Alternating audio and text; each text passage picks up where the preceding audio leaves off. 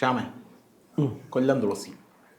കൊല്ലം തുളസി എന്ന് പറയുന്ന വ്യക്തി ഒരുപാട് ട്രോൾ ചെയ്യപ്പെട്ട വ്യക്തിയാണ് ഒരു സമയത്ത്. ആ ട്രോൾ ചെയ്യപ്പെട്ട വിഷയം എന്താണെന്ന് നമുക്കറിയാമല്ലോ.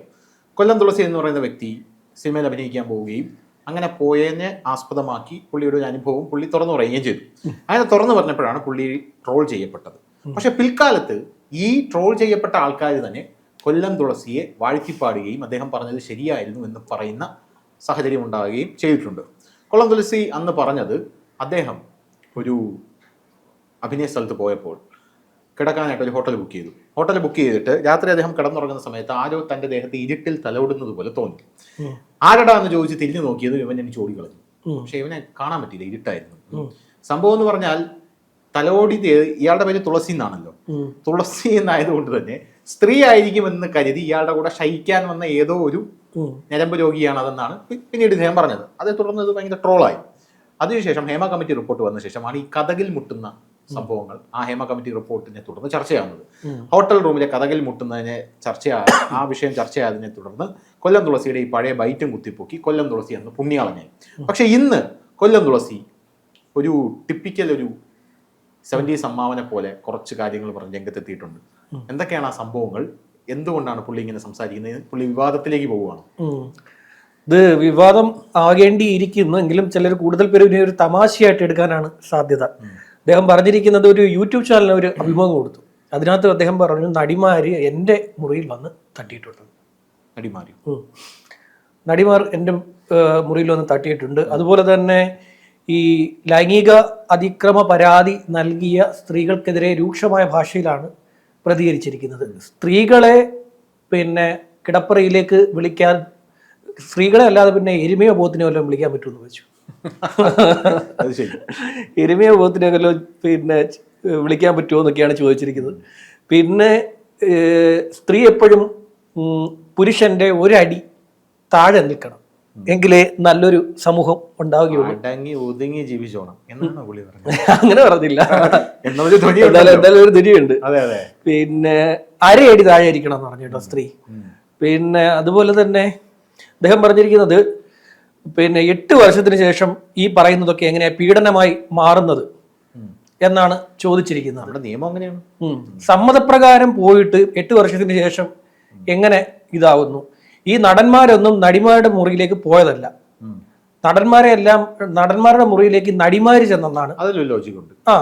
അറിയാമല്ലോ, ഹേമ കമ്മിറ്റി തന്നെ എഴുതിയിട്ടുണ്ട്, ഈ നടിമാരുടെ അമ്മമാരുടെ സമ്മതത്തോടു കൂടി, അതായത് നടിമാരുടെ അമ്മമാർ തന്നെ നടിമാരെ കൊണ്ട് ഈ ചാൻസ് ലഭിക്കാൻ വേണ്ടി കാഴ്ചവെക്കുന്ന സാഹചര്യം ഉണ്ടെന്ന് ഹേമ കമ്മിറ്റി റിപ്പോർട്ട് തന്നെ പറഞ്ഞിട്ടുണ്ട്. അത് ഒരു സത്യമാണ്. ഈ ഹേമ കമ്മിറ്റി റിപ്പോർട്ടിൽ പറഞ്ഞിരിക്കുന്ന ഈ ഒരു കാര്യം.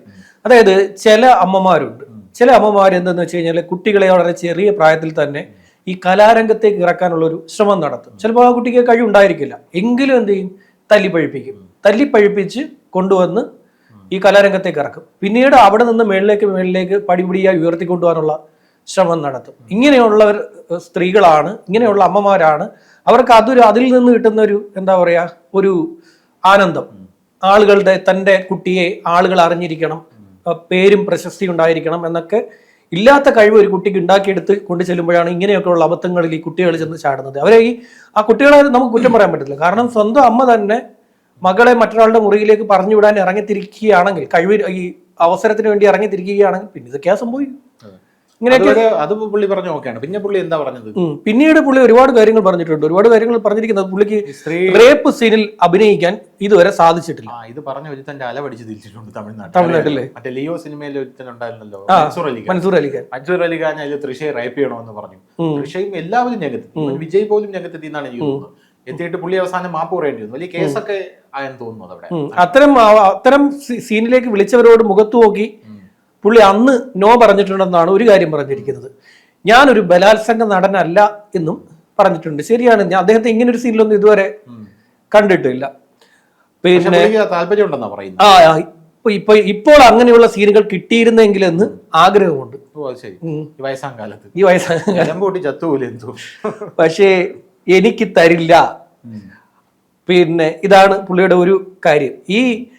ഈ നായകന്മാരോടുള്ള ഭ്രമവും ആരാധനയുമാണ് ഈ നടിമാർ ഈ ചെന്ന് അവിടെ കയറി കൊടുക്കാൻ കാരണമെന്നാണ് പുള്ളിയുടെ ഒരു വാദം. അതായത് ഈ ആന്റി ശരിയാണ്.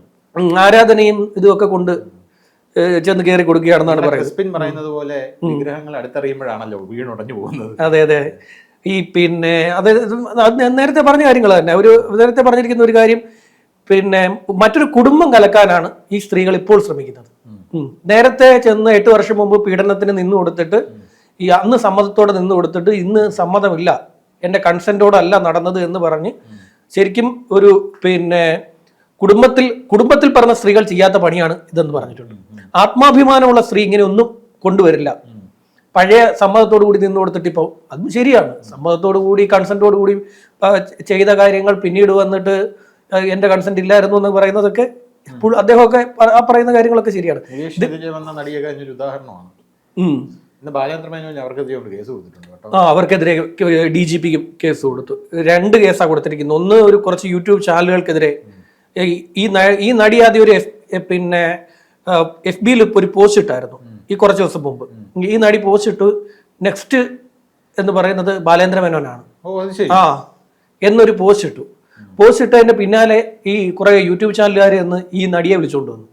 ഈ നടിയെ അടുത്ത് നിന്ന് ഇന്റർവ്യൂ ചെയ്തു. അപ്പൊ ഈ നടി കുറെ കാര്യങ്ങൾ ഈ ഇദ്ദേഹത്തിനെതിരെ വിളിച്ചു പറഞ്ഞു, അദ്ദേഹത്തിനെതിരെ വിളിച്ചു പറഞ്ഞു. അപ്പൊ അദ്ദേഹത്തിനെതിരെ വിളിച്ചു പറഞ്ഞപ്പോൾ ഈ യൂട്യൂബ് ചാനലുകാർ അത് പല പല പല പാർട്ടായിട്ടിട്ട് ആഘോഷിച്ചു, പല ഡയമെൻഷനിൽ ഇട്ട് വലിയ തോതിൽ ആഘോഷിച്ചു.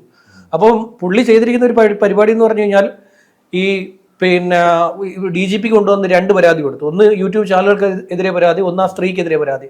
ആ സ്ത്രീ നമ്മൾ വിചാരിക്കുന്ന പോലെ അല്ല കേട്ടോ. അവരുടെ ഒരു ഇത്തിരി പിന്നെ എന്താ പറയാ, ഇച്ചിരി കുരുട്ട് ബുദ്ധിയുണ്ട്, കുബുദ്ധിയുണ്ട്. അതായത് നാട്ടുകാരെ എല്ലാം അപമാനിക്കാൻ ഇറങ്ങി. അതായത് ഇപ്പൊ കിട്ടിയിരിക്കുന്ന ഞാൻ നേരത്തെ പറഞ്ഞ പോലെ തന്നെ പേരും പ്രശസ്തിയും അതെ അതെ അതെ ഇത്തിരി പിന്നെ ഉയർന്നു നിൽക്കുന്നവർക്ക് നേരെ പിന്നെ ആരോപണം ഉന്നയിച്ച് ഇപ്പൊ സർവർക്കും എതിരെ അവർ പറഞ്ഞുകൊണ്ടിരിക്കുക. ഇപ്പൊ എനിക്ക് തോന്നുന്നു കലാഭവമണിയുടെ അടുത്തുകൊണ്ട് തന്നെ കാഴ്ച വെച്ചു. അങ്ങനെ ഒരു പറച്ചിൽ ഈ ബാലേന്ദ്ര മേനോന്റെ പറഞ്ഞതിന്റെ കൂട്ടത്തിൽ തന്നെ അത് പറഞ്ഞു. അതെ, അത് മരിച്ചുപോയ ഒരു മനുഷ്യനാണ് കലാഭവമണി എന്ന് പറയുന്നത്. അങ്ങനെ പറഞ്ഞിട്ടുണ്ട്. ഇപ്പൊ മാമുക്കോയ്ക്കെതിരെ ഒരു ആരോപണം വന്നല്ലോ. മാമുക്കോയുടെ മകൻ പറഞ്ഞിരിക്കുന്നത് സുപ്രീം കോടതി വരെ പോയിട്ടായിരുന്നാലും ഞാൻ ഈ കേസ് നടത്തുമെന്നാണ് പറഞ്ഞിരിക്കുന്നത്. കാരണം എന്റെ അച്ഛനെതിരെ ഒരു ആരോപണം വന്നിരിക്കുകയാണ്, പുള്ളി ഇപ്പൊ ജീവനോടെ ഇല്ല. അപ്പൊ ആ ഒരു സാഹചര്യത്തിൽ എനിക്ക് അതിന്റെ നിജസ്ഥിതി അറിയണമല്ലോ, ഞാൻ അവരെ കോടതി കയറ്റു എന്ന് പറഞ്ഞിട്ടുണ്ട്. അപ്പൊ ഇത് മരിച്ചുപോയ ആൾക്കാർക്കെതിരെ വരെ പുള്ളിക്കാരി ആരോപണം ഉന്നയിക്കുന്നു. പക്ഷെ എനിക്ക് ഇവരുടെ ഈ പാടിയിൽ ഇവർ പോയിട്ടുണ്ടോ എന്നൊരു സംശയമുണ്ട്. അത് അങ്ങനെ ഒരു സംഭവം നടന്നൊന്നും നമുക്കറിയത്തില്ല. പക്ഷെ പാടിയിൽ പോയിട്ടുണ്ട്. പാടിയിലെ കാഴ്ചകളെ കുറിച്ച് അവർ പറയുന്നത്, അത് അവിടുത്തെ കാഴ്ചകൾ എന്ന് പറയുന്നത് കറക്റ്റാണ്. ഞാൻ പാടി പോയിട്ടുണ്ടോ? ഞാൻ പോയിട്ടില്ല. ഞാൻ ഇന്റർവ്യൂ എടുക്കാൻ വേണ്ടി പോയിട്ടുണ്ട്. പുള്ളിയുടെ ഇന്റർവ്യൂ എടുക്കാൻ വേണ്ടി പാടിയിൽ വന്നിട്ടുണ്ട്. പാടിയിലെ കാഴ്ചകൾ ഇവര് പറയുന്നത് ഒന്നുകിൽ ഇവർക്ക് ആരോ കൃത്യമായിട്ടത് ആ സ്ഥലത്തിന്റെ രൂപരേഖ പറഞ്ഞു കൊടുത്തു. കലാഭവമണിയുടെ വീടൊക്കെ ചാലക്കുടിയിലുള്ള ആർക്കും കയറിച്ചില്ല എന്നുള്ള വീട്. അതെ, പുള്ളി എനിക്ക് തോന്നുന്നു പുള്ളി പുറത്തിറങ്ങി കഴിഞ്ഞാൽ ചാലക്കുടിയിലെ ഓരോ ആൾക്കാരെയും പേരെടുത്ത് വിളിച്ചാണ് സംസാരിക്കുന്നത് എനിക്ക് തോന്നുന്നു. കലാഭവമണി മരിച്ചപ്പോൾ അവിടെ വന്ന ജനങ്ങളൊക്കെ നമുക്ക് കണ്ടാൽ അറിയാലോ എന്തോ ഒരു ആൾക്കാർ അവിടെ വന്നുകൊണ്ടിരുന്നത്. അപ്പൊ കലാഭവമണിയുടെ വീട്ടിലൊക്കെ എല്ലാവർക്കും പോയിച്ചില്ല. ഒരു തുറന്ന പുസ്തകമായിരുന്നല്ലോ കലാഭവമണി അല്ലേ? ഞാൻ പിന്നെ മരണം റിപ്പോർട്ട് ചെയ്തിട്ടുണ്ട്. പുള്ളിയുടെ മരണം റിപ്പോർട്ട് ചെയ്തായിരുന്നു. ഇപ്പൊ മരണം റിപ്പോർട്ട് ചെയ്ത് ബോഡി കൊണ്ടുവരുമ്പോൾ ആംബുലൻസ് ഒക്കെ തടഞ്ഞാണ് ആളുകൾ കണ്ടത്. പക്ഷെ ഇവര് പറയുന്ന ആ പാടിയിലെ രൂപരേഖ കറക്റ്റ് ആയിരിക്കും. ഞാനും ഒരുപാട് തവണ പോയിട്ടുള്ള സ്ഥലമാണ്, ഒരുപാട് തവണ അവിടെ പോയിട്ടുണ്ട് ഞാൻ. അപ്പൊ ആ രൂപരേഖ അവർ പറയുന്നു. എന്തെങ്കിലും ആരോ കൃത്യമായിട്ട് ഇവർക്ക് പറഞ്ഞു കൊടുത്തു, അല്ലെങ്കിൽ ഇവര് എന്തെങ്കിലും ആവശ്യമായിട്ട് അവിടെ ചെന്നു കാണാനോ മറ്റോ. അറിയുന്ന പോലെ ആർക്ക് ചെല്ലാവുന്ന ഒരു സ്ഥലമാണല്ലോ, അങ്ങനെ കിടക്കുന്ന ഒരു സ്ഥലമായതുകൊണ്ട് ചെന്നിട്ടുണ്ട്. അപ്പൊ ഏതായാലും കൊല്ലം തുളസി ഏറി കയറാനുള്ള പരിപാടിയാണ്. കൊല്ലം തുളസി വേറൊരു രീതിയിൽ ഇത് ഇപ്പൊ അദ്ദേഹത്തിന് ഒന്ന് സിനിമയോ സീരിയലും ഇല്ല, രാഷ്ട്രീയത്തിലോട്ട് ഇറങ്ങിയിട്ടുണ്ടായിരുന്നു, ബിജെപിയിലോട്ട്. പിന്നെ ട്രോളിന്റെ പൂരമായിരുന്നു. നമ്മുടെ ഭീമന്റെക്ക് ഇറങ്ങിയിട്ട് ഓടി തള്ളികളഞ്ഞല്ലോ. പിന്നീട് CPM പോയി. അവിടെ ചെന്നപ്പം എരിജിയിൽ നിന്ന് വറജെട്ടിയിലോട്ട് വന്നതുപോലെ. ഭീമൻ രഘുവിന്റെ ഒരു കാര്യം ഞാൻ പറഞ്ഞുതരാം കേട്ടോ. ഈ ഭീമൻ രഘുവിന്റെ ഒരു ഇന്റർവ്യൂ അതിലെ റിപ്പോർട്ടർ ഞാനാണ്. എന്നോടാണ് ഈ ഭീമൻ രഘു പറയുന്നത് മോദി എന്ന് പറയുന്ന ദൈവത്തെ പോലാണ്, പിന്നെ അതാണ് ഇതാണെന്നൊക്കെ പറഞ്ഞു. അത് മൊത്തം ഈ ഭീമൻ രഘു ഇപ്പൊ CPM പോയപ്പോ തിരിച്ചു പറഞ്ഞു കേട്ടോ. ആരോ ഈ പഴയ ഇന്റർവ്യൂ കുത്തിപ്പോക്കി.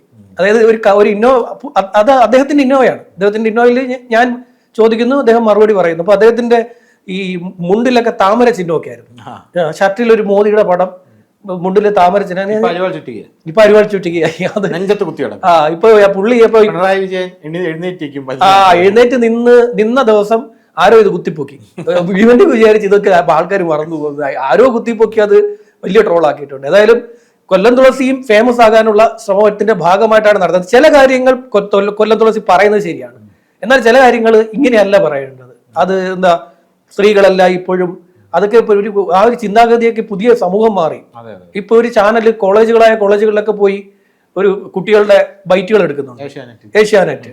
അതിലെ റിപ്പോർട്ടർ പോട്ടെ പിന്നെ ഈരാറ്റുപേട്ടക്കാരൻ, ഈരാറ്റുപേട്ട ഇല്ലേ അല്ലേ, അവൻ പോട്ടെ.